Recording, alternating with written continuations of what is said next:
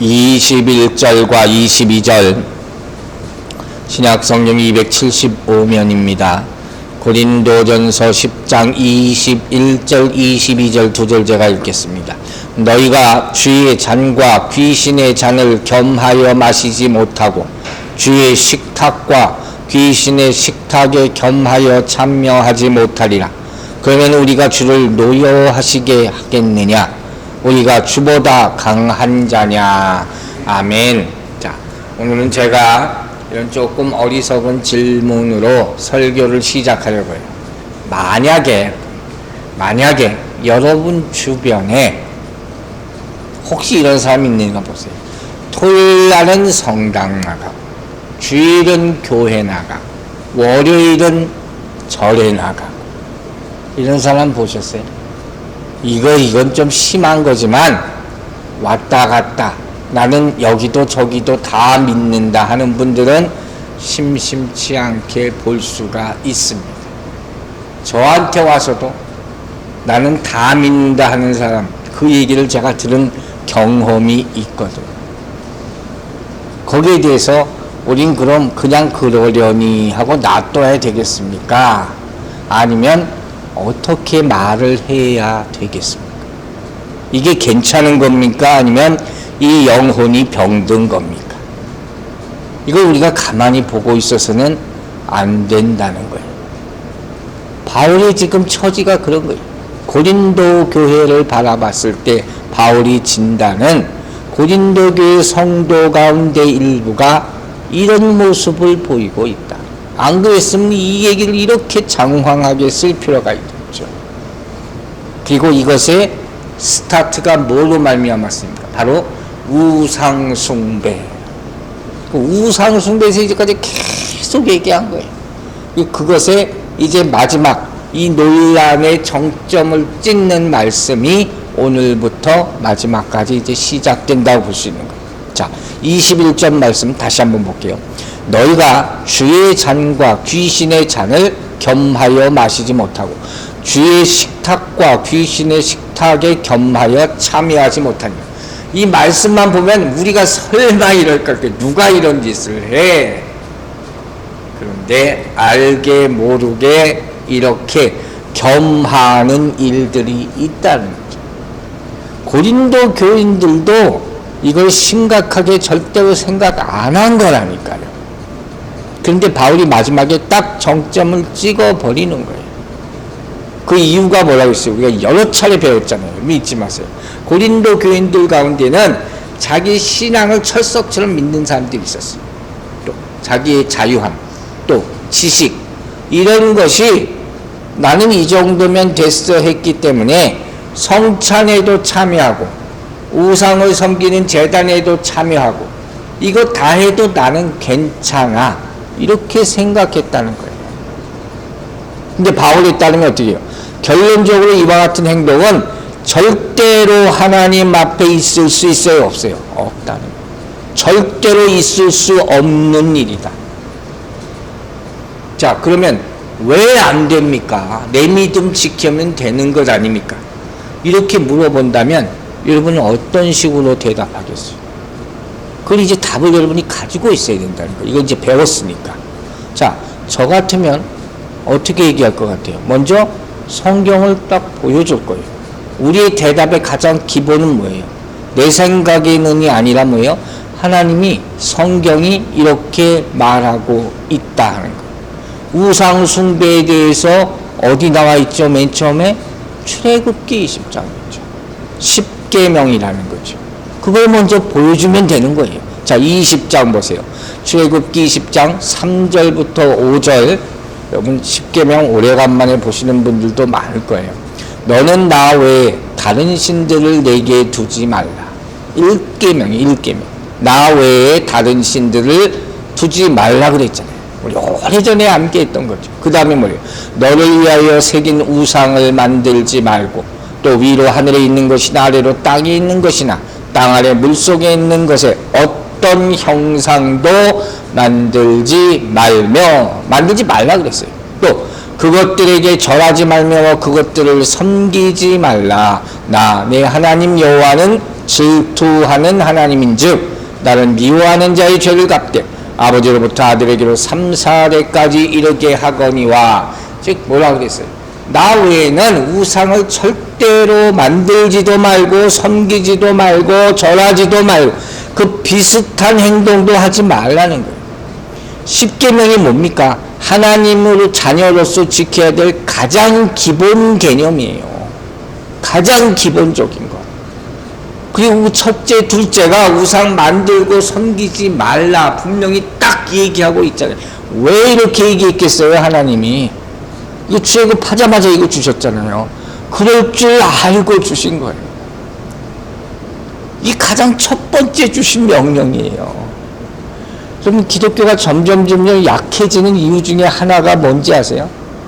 바로 이와 같은 것들을 이 기본 가장 기초가 되는 법을 강조하고 가르치지 않기 때문이에요. 요새 아이들 물어보세요. 십계명 아냐? 모든 아이들이 너무 많아요. 충격적인 얘기. 우리 옛날 교회학교 다닐 때는 항상 배너 이렇게 만들어서 외우고 막 그랬잖아요. 그림 같은 거 있고. 근데 이렇게 중요하게 생각하지 않아요. 그런데 더 우리가 심각하게 느끼게 되는 건 뭐냐면 오히려 다른 종교들은요 자기 교리에 대한 공부를 엄청나게 시킵니다. 그 소리가 맨날 이단 하는 그런 사람들 보면 꼭 그 특별한 책이 따로 있어요. 무슨 뭐 몰몬교도 몰몬경이라는 게 있고 뭐 통일교도 뭐 원리강론 뭐 이런 거 다 있어요. 그 핵심적으로 그것만 막 가르쳐요. 그 달달달달 외게 만들어요. 근데 우리는 그렇지 못하고 있다는 거예요. 그럼 여러분 생각해 보세요. 10계명의 첫 번째, 두 번째 계명, 이 계명을 주신 이유가 뭡니까? 이 내용이 하나님은 누구신가? 그리고 그분을 어떻게 섬겨야 되는가? 이거 가장 우리가 신앙적 생활할 때 알아야 되는 내용이란 말이에요. 그러니까 오늘은 십계명에 대해서 다 얘기하는 시간은 아니니까 나중에 십계명 제가 설교를 한번 하려고 준비하는데 그때 자세하게 얘기했지만 오늘 제가 흥미로운 한 가지 제목에 대해서 짧게 설명을 드릴 기회를 좀 가지려고 그래요. 저 이거예요. 바로 하나님의 형상을 만들지 말라 그랬잖아요. 그 의미가 뭔지 아세요? 왜 그러셨을까요? 하나님의 형상을 만들지 못하게 왜 그럴까요?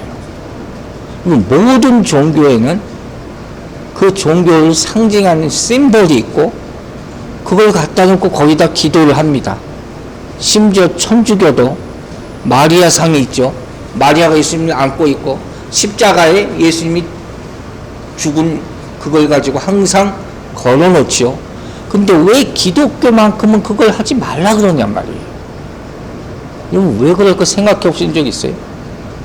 그게 있으면요 우리가 섬기기가 훨씬 좋을 것 같지 않아요? 아마 기독교 개신교에서 오늘부터 하나님 형상을 다 만들어서 집에 하나씩 걸어놓으세요. 그러면 그날 저녁부터 난리가 날 거예요. 아마. 그 기독교 서점에 판다면 아마 베스트셀러 될 거예요.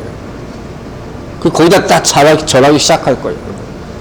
제 예상이 분명히 맞을 겁니다. 어마어마하게 사람들이 사기 시작할 거예요.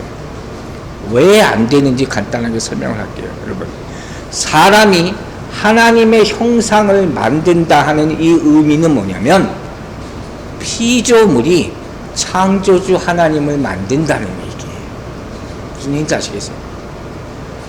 피조물이 창조를 만들어요. 이걸 로마서에서 사도 바울이 뭐라고 해요? 영리라고 해요. 순리의 반대 영리. 우리가 해서는 안 될 일을 하는 것이란 말이에요. 더 쉽게 얘기해서 어찌 자식이 부모를 만들 수가 있습니까? 어찌 아들이 아버지를 만들 수가 있어요? 부모가 자식을 만드는 거지. 즉 이 얘기는 뭐냐? 자신이 하나님의 위치로 올라가고 하나님을 피조물의 위치로 끌어내리겠다. 이게 뭐예요? 사단의 교리. 이게 마귀가 하는 짓이에요. 이게 그 안에 감춰져 있는 거예요. 그래서 결국 그분을 예배하지 않고 그것, 즉 우상을 경배하는 척 하게 되는 거예요. 이로 말미암아 진정한 예배를 드리지 못하게 되는 거예요. 우상을 섬긴다는 것은 이렇게 나쁜 의도가 감춰져 있다는 것을 아시기 바랍니다. 그걸 설명해 주라는 거예요. 왜 우리가 우상을 만들어서 섬기면 안 되느냐는 거예요. 어떻게 피조물이 창조주를 만들 수가 있어. 그게 바로 내 생각대로 만들어내는 우상일 뿐이다 하는 거예요. 그리고 바울은 이걸 뭐라고까지 표현해요? 겸하여 참여하지 못한다. 귀신을 섬겼다가 하나님 섬기고, 하나님 섬겼다가 귀신 섬기고, 이게 되냐는 거예요. 예수 그리스도와 연합하고 다시 또 귀신과 연합하고, 이게 되는 얘기냔 말이에요. 근데 되는 것 같이 살아가고 있다는 거예요. 이걸 뭐라고 표현한다 했어요? 영적인 간음이라는 거예요. 이렇게 표현하잖아요. 이게 이렇게 무섭다는 거예요. 영적 간음. 자기도 모르는 사이에 빠지는 거예요.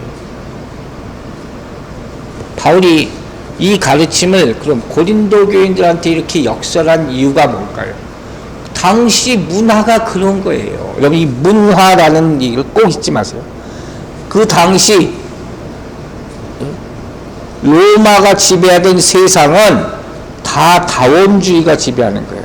여러 가지 신들, 수많은 신들을 다 섬겨요. 그 수많은 신들과 다 교제한다는 것이 하나도 이상하지 않아. 유일신 하나님, 이게 더 이상한 거예요. 왜 너희는 하나님 하나만 섬긴다 그러니? 이게 오히려 더 이상한 얘기가 되는 거예요. 근데 고린도 교회는 어떻게 돼요? 이방인들이 많이 들어와서 세워진 교회 아니에요.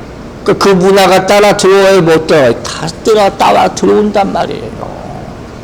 이게 문제가 되는 거예요. 그러니까 교회가 세워질 때부터 그 교리와 신앙과 신념이 확고하지 않으면 이게 삽시간에 넘어가 버릴 수가 있어요. 오늘날도 평화, 무슨 화합 이런 명령으로 막 섞여버리잖아요. 이걸 우리가 깨닫고 조심해야 된다 하는 것이죠. 소위 말하는 양다리 걸치, 양다리도 아니에요. 여러 다리 걸치는 거예요. 바울은 뭐라고 결론적으로 말합니까? 이런 일은 절대 있을 수가 없는 일입니다. 절대 없다는 거예요. 자, 고린도 후서에서 이런 무시무시한 말씀을 주세요. 하나씩 생각해 보세요. 16장, 고린도 후서 6장 14절부터 16절 읽겠습니다. 너희는 믿지 않는 자와 멍에를 함께 매지 말라. 유명한 말씀이죠.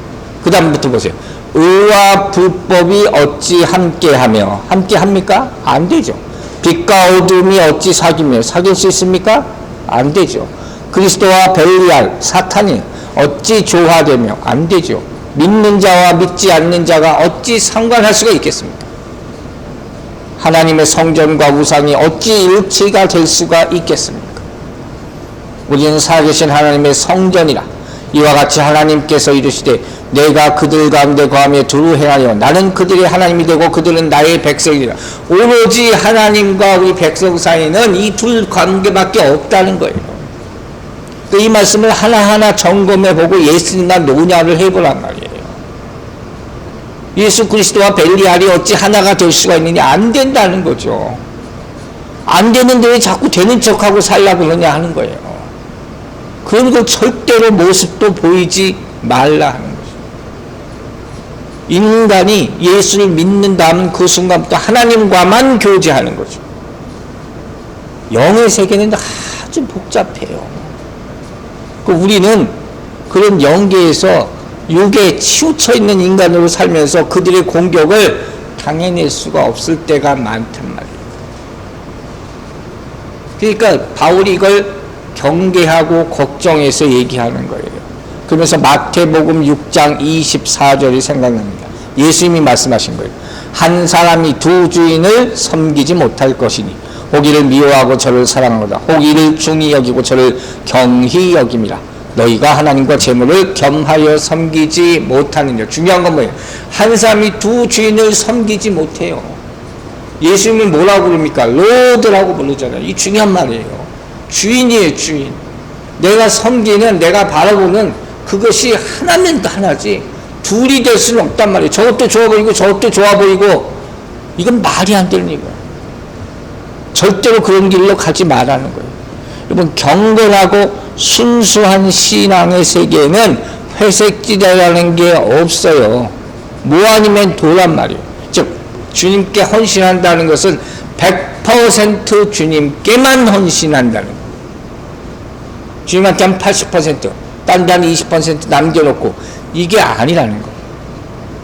이런 사람도 있어요. 아, 누가 좋다는데 이것도 한번 들어봐, 여기도 한번 가봐, 괜찮겠지, 뭐 별거 있겠어, 이러다 넘어가는 거예요. 우리 입이 하나잖아요. 이 한 입으로 주님이 주시는 것만 받아 먹어야 되는 거예요. 이것저것 다 먹으라는 게 아니란 말이에요. 그러다 체하고 탈나는 게. 근데 왜 이런 모습이 고린도 교회 가운데 나타났느냐? 여러분 생각해 보세요. 일반적으로 다 적용이 되는 거예요. 왜 이렇게 주님이 주신 것만 받아 먹으려 하지 않는가? 그 이유가 뭘까요? 가장 근본적인 이유가 뭔지 아세요? 만족하지를 내가 느끼지 못하기 때문에. 이 말은 뭐냐? 믿지 못하기 때문에. 누구 탓할 것도 없어요. 주님이 주신 거 가지고 만족을 못 느낀다. 그게 불신앙이라는 거예요. 다른 게 아니에요. 그게 불신앙이에요. 그럼 이스라엘 백성들이 심판받은 이유가 뭐라고 했어요? 그들이 하나님을 섬기지 않은 것이 아니라 우상도 같이 섬겼기 때문에. 이 얘기를 절대로 잊지 마시라는 거예요. 우리는 주님이 주신 잔, 이것만 받는 거예요. 그것만 남김없이 다 받으시기 바랍니다. 그리고 주님이 주시지 않은 잔은 여러분의 손과 여러분의 입술에서 다 버리시기를 주의 이름으로 축원합니다. 그때 정말 주님이 잔에서 흐르는 은혜를 다 받아 누릴 수 있는 거예요. 그리고 이것으로 족합니다. 이렇게 고백해야 되는 거예요. 이게 진짜 은혜인 거예요. 근데 여기서 찔끔 저기서 찔끔 해가지고 그렇게 다 나를 메꾸려고 만들어 보려고, 절대로 그건 온전한 믿음이 될 수가 없다는 거예요. 이거 신학적으로 뭐라고 하느냐? 혼합주의라고 하는 거예요. 굉장히 중요한 말씀이에요. 혼합주의. 이게 완전 믹스가 돼버렸어요. 기독교에 이게 제일 많이 들어왔어요. 여러분, 다른 신앙도 무슬림 같은 사람 보세요. 걔들이 얼마나 우리랑 다르게 믿습니까? 정말 무시무시하게. 기독교는 너무 많은 것이 믹스업 돼버렸어요. 예를 들어서 예배를 듣고 오늘 제가 설명을 하려고 해요. 자, 예배에 두 가지 가장 중요한 게 뭐예요? 형식과 내용이에요. 어떤 예배든 형식이 있고 내용이 있습니다. 그런데 형식이라는 건 뭐냐? 스타일을 얘기하는 거예요. 예배 스타일. 예를 들어서 예배 스타일은요, 나라마다 조금씩 틀려요. 교단마다 조금씩 다 틀릴 수 있고, 다 틀릴 수 있단 말이에요. 그러니까 이건 문화적인 영향을 받은 거예요. 한국도 처음에 뭐라고 그랬어요? 예수 믿는 거 서양교신 믿는다고 그랬어요. 똑같은 신주주 하는 줄 알고. 그러니까 한국 교회, 미국 교회가 처음에 같을 수가 있겠어요? 예배 스타일이 다 틀리지. 우리는 바닥에서 다 믿기 시작하고. 그렇잖아요. 그런 거예요. 예배 순서도 조금씩 다 틀리고. 다 틀리단 말이에요. 그러나 토착화돼버리면 괜찮은 거예요. 즉, 내용이, 믿음의 내용이 변치 않으면 상관이 없어요. 예배 순서, 예배 스타일이 얼마나 많습니까? 근데 문제는 내용이 변질돼 버리면 이건 망하는 거예요. 믿음의 모습이. 믿음을 표현하는 모습, 이게 예배잖아요. 여기에 이방신 제사 지내는 모습이 들어가 버려. 마치 굿하는 것처럼. 그렇게 되면 어떻게 돼요? 이건 하나님께 드리는 거룩한 예배가 될 수가 없다. 그래서 자기도 모르는 사이에 신앙이 타락해져요. 기독교에서 강조하는 단어 중에 하나가 그래서 뭐냐? 경건이라고 그랬잖아요. 이런 경건함을 하나님께서 보시는 거예요. 우리 기독교의 특징 중에 하나는 거룩이라는 단어가 있는 거예요. 하나님이 거룩하시다. 너희도 거룩하다. 이게 나타나지 않으면 안 돼요. 근데 그 내용이 다 빠져 있다. 벌써 혼합주의에 빠져서 신앙이 타락하고 말았다. 그럼 여러분 생각해 보세요. 예배 드리는 가운데 가장 중요한 내용이 뭐겠습니까? 그게 뭘까요? 믿음의 고백이죠. 그 믿음의 고백이 모든 행위, 찬양을 비롯한 기도, 모든 행위, 헌물까지 이걸로 다 나타나는 것 아닙니까? 우리는 그 행위를 하는 거예요. 그 안에 내 믿음의 순수한 모습이 있어야 되는 거예요. 하나님은 그러한 예배를 받으신다고 하는 거예요. 형식적인 예배가 아니라. 그러기 위해서 하나님께서 이스라엘 백성들을 출애굽하자마자 뭘 주셨어요? 십계명을 주셨잖아요. 이제 항상 강조하죠. 순서가 뭔가 그걸 잊지 마라. 뭐가 먼저 출애굽 시키시고 은혜가 먼저, 그 다음에 율법을 주셨단 말이에요. 율법을 주고 너 잘 지키면 은혜 받을, 그게 아니라 무조건적인 은혜를 주시고 나서 이제 은혜 받은 사람으로 이렇게 살아라 해서 십계명을 주신 거예요. 우리가 예배 자리에 올 때도 마찬가지예요. 우리는 오기 전에 항상 제가 토요일 저녁마다 뭐라 그래요? 내일 예배를 위해서 기도하시자고 그러죠. 은혜 받기를 사모하고 기도하시기 바랍니다. 그리고 우리가 말씀을 통해서 배운 그대로 하나님 앞에 영광된 예배를 드리는 거예요. 이게 그리스도인의 예배의 모습이 되는 것이죠. 여러분에게도 이런 모습이 계속 나타나게 되기를 주의 이름으로 축원합니다. 자, 그렇다면 많은 사람들, 특별히 고린도 교인들 같은 사람들이 이 혼합주의에 빠지는 이유, 구체적으로 정말 쉬운 거예요. 이렇게 쉽게 빠져버려요. 그 이유를 몇 가지만 간단히 얘기할 거예요. 처음에 이런 거예요. 한 가지는 이런 거예요. 나는 괜찮겠지 하는 마음. 이게 뭐라고 해요? 내 스스로를 속이는 그런 마음. 저거 잘못된지 알아요. 뭔가 이상한 것 같아. 그러면서도 에이 뭐 잠깐 내가 그런 거 듣는 건데 뭐 어때? 잠깐 한번 갔다 오는 건데 내 마음은 괜찮아. 내 믿음은 괜찮을 거야. 그게 벌써 어떻게 돼요? 벌써 변질되고 있는 거예요. 의외로 굉장히 많습니다. 이거 주의하세요. 두 번째, 기회주의라는 게 있어요.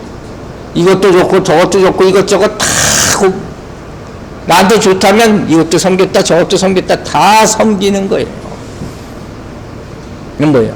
하나님만을 믿지 못했다면 그건 우리의 신앙이 온전치 못하다는 거예요. 이건 절대적으로 잘못된 거예요. 보면 오히려 더 다른 신을 믿는 사람들이 교회에 나오면 큰일 난다고 얘기해요. 무서워해요. 근데 이제 기독교인들은 그게 없어요. 겁도 없어, 정말. 그냥 물드는 거예요. 결국 세 번째, 나약해서 그런 거예요. 나약해서. 뭐가 나약해? 예를 들어서 다른 신을 섬기다가 교회에 나와. 근데 자꾸 주변에서 이런 얘기를 하는 얘기 있어요. 거봐, 다른 신을 바꾸니까 옛날 신한테 혼나는 거 아니야. 이거 맞습니다. 두려워서 다시 돌아가. 다시 돌아가요. 핍박당할까봐 무서워서. 그러나 하나님께서 우리에게 주시는 시험은 통과하리라 했음을 잊지 마시기 바랍니다. 그걸 통과해야지 진짜 그리스도인이라는 거예요. 그 사단이 다시 거기 가지 못하게 만들고 자꾸 그냥 유혹하고 붙잡는 거예요. 결론적으로 기독교 신앙은 절대적인 거예요. 하나님은 한 분이시고 말씀도 하나, 우리 신앙 고백도 하나가 되어야 함을 잊지 마시기 바랍니다. 그래야지 다원주의에 빠지지 않는 거예요. 전적으로 하나님께만 의지하고 전적으로 하나님만 믿는 신앙, 이렇게 한번 가지고 한번 해보세요. 이 열심을 가지고. 그럼 반드시 하나님께서 응답해 주실 줄로 믿습니다. 우상의 형식도 따르지 마라, 이렇게 얘기하고 있는 거예요. 근처에도 가리지 말란 말이에요. 자, 그 다음에 이제 바울 사도가 이 문제의 결론을 이렇게 되물으면서 맺으하는 것이 이제 고린도전서 10장 22절 말씀이 없어요. 그러면 우리가 주를 노여워하시게 하겠느냐? 우리가 주보다 강한 자냐? 좀 이상한 말씀 같죠. 먼저 여기서 노여워하시게라는 단어가 있잖아요.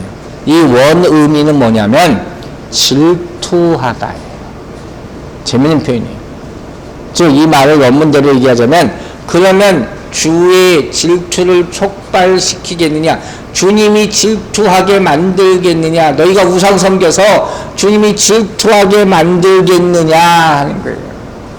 왜 이런 말을 썼을까요? 여러분, 출애굽기 34장 14절부터 20장에도 있지만 십계명에도 34장 14장에 말씀이 있어요. 너는 다른 신에게 절하지 말라. 여호와는 질투라 이름하는 질투의 하나님이냐. 여러분, 의미를 아세요? 처음에 옛날에 이 말씀 읽었을 때 좀 이해가 안 갔어요. 좀 의아했어요.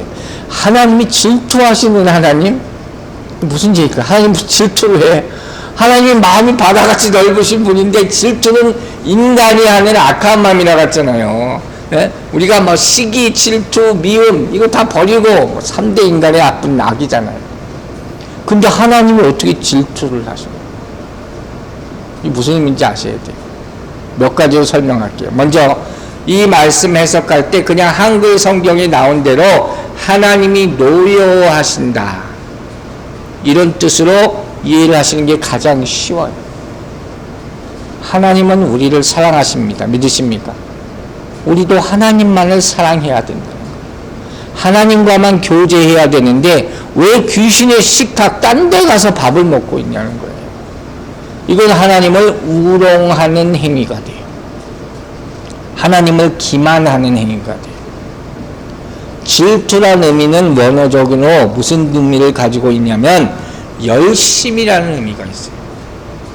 그래서 하나님이 질투하신다는 말을 그대로 해석하면 하나님은 정말 열심으로 우리를 사랑하신다. 한 남자가 한 여자를 사랑하는 아름다운 모습.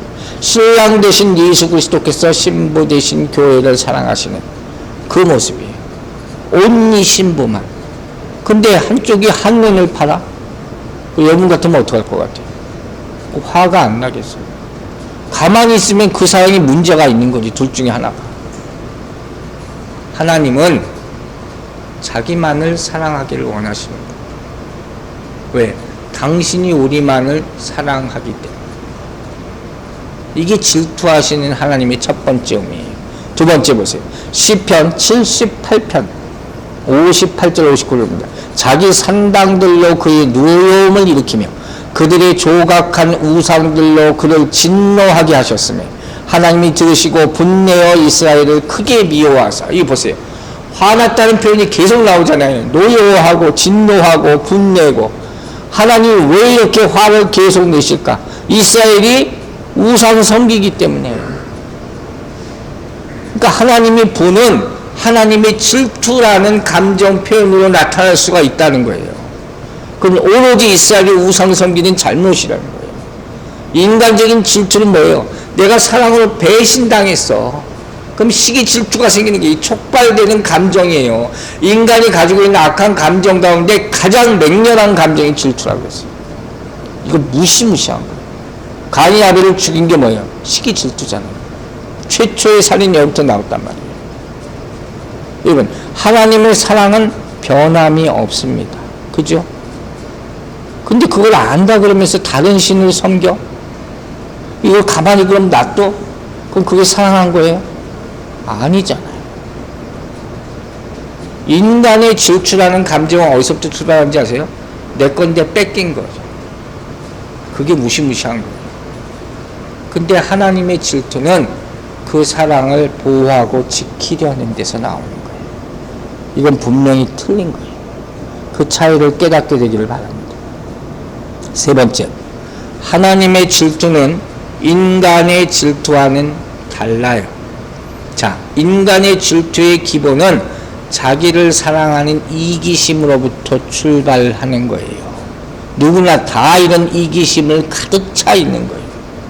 그런데 하나님의 질투는 어디로부터 출발한다고 성경이 얘기하냐? 이사야서 42장 8절 보세요. 나는 여호와이니 이는 내 이름이라.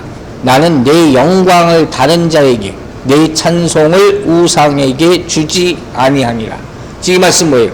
하나님이 질투하신다는 것은 당신의 백성이 하나님께 돌릴 영광을 다른 데다가 돌리기 때문에. 하나님이 우리를 만드신 이유가 뭡니까?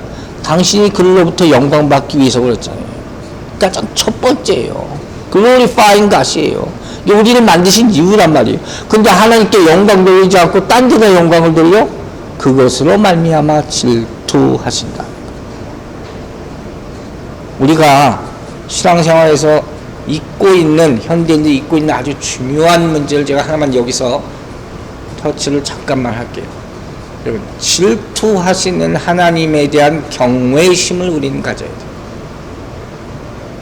하나님은 분명히 질투하시는 하나님, 우리를 사랑하시기 때문에, 그리고 그 하나님을 두려워하는 마음이 우리는 있어야 돼요.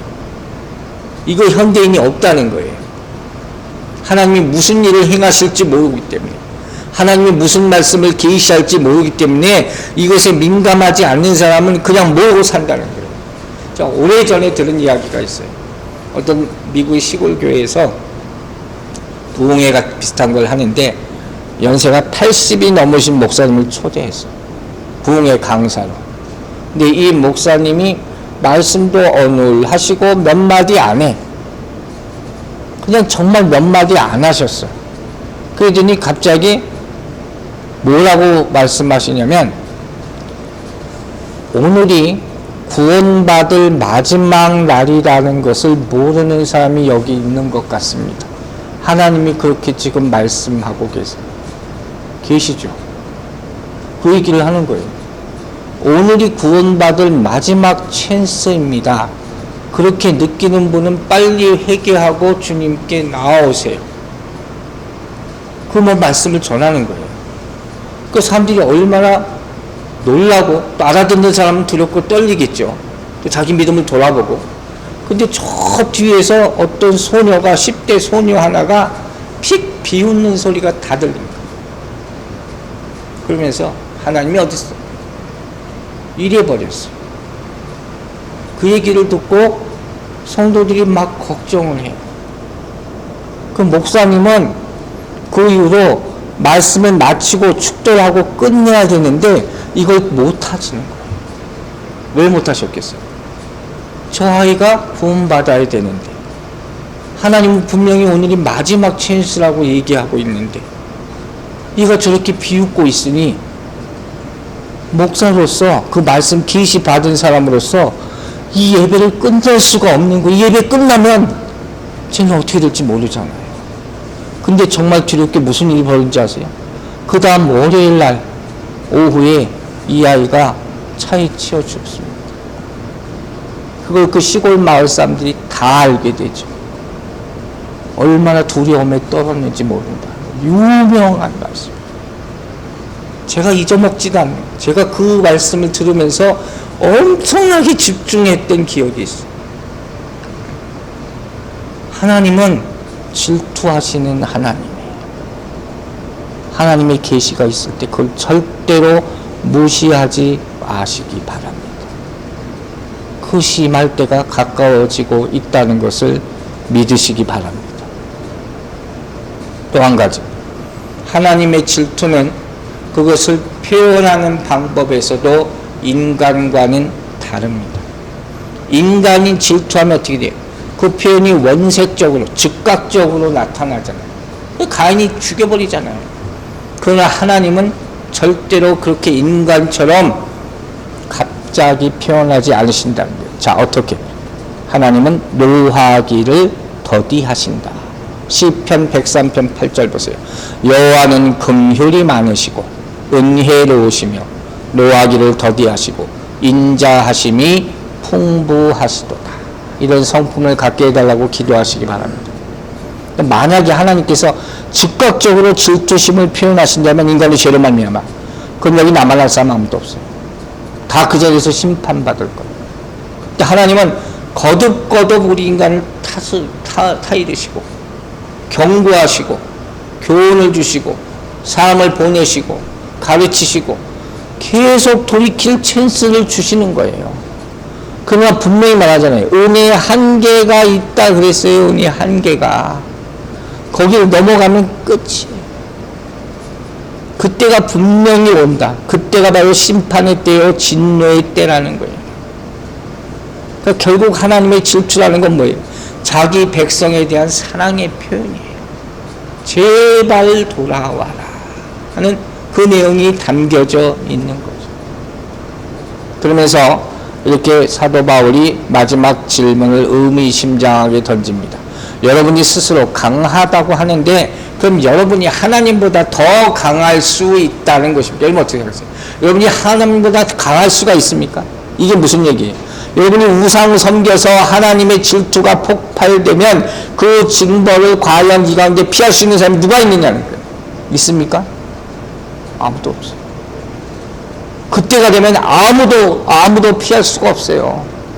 그 전까지 그 조롱하고 경멸하고 도망치는 사람들 다 죽는 거예요. 그러니까 이 말은 당신들이 하나님보다 강합니까? 하는 말은 하나님의 심판이 예정인데 빨리 회개하라. 내가 알게 모르게 저지른 죄가 있다면 빨리 회개하고 돌아와라. 바울사도가 로마서를 통해서 이 시대에 주는 유명한 경고의 말씀이 있어요. 우리가 정말 하나님을 믿어야 하는 이유. 여러분 그게 뭔지 아세요? 꼭 기억하고 계세요. 그게 뭐냐? 바로 하나님의 진노가 나타났기 때문이다. 로마서 1장 18절 보세요. 하나님의 진노가 불의로 진리를 막는 사람들의 모든 경건하지 않음과 불의에 대해서 하늘로부터 나타나나니. 여러분 심판이 시작됐어요. 성경이 이미 말하고 있어요. 하나님의 진노는 이미 임하고 있습니다. 이것이 두려움과 떨림으로 우리가 예수를 믿어야 할 큰 이유가 됨을 잊지 말고 반드시 다른 사람에게 알리시기 바랍니다. 여러분 오늘 우리가 죽으면 천국 갈 수 있으리라고 믿으십니까? 믿음으로 고백하시기 바랍니다.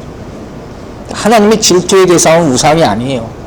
우상 끝까지 뭘 하나님이 질투를 하시겠습니까? 우리의 믿음 없음을 안타까워 하시는 사랑의 마음, 그게 하나님의 질투의 내용이라는 거예요. 누구도 자신할 수 없는 거예요. 사탄은 아까 문화 얘기를 했죠. 문화로 시작했어요.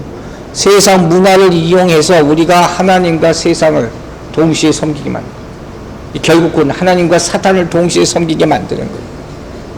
그러니까 경각심을 가지고 깨어 기도하라는 거예요. 로마서 12장 2에서 뭐라고 그래요? 너희는 이 세대를 본받지 말라.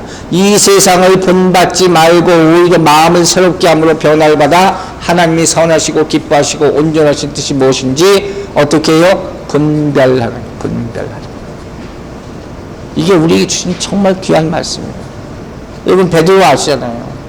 베드로는 뭐라 그래요? 내가 죽을지라도 주를 절대로 버리지 않겠습니다. 그리고 자연스럽게 얘기하다 예수님 기도를 하셨는데 밤에 콜콜 자고 있어. 결국 어떻게 해요? 3번이나 부인을 합니다. 사단은 우는 사자처럼 우리를 삼킬 자를 타서 돌아다닌다고 그랬어요.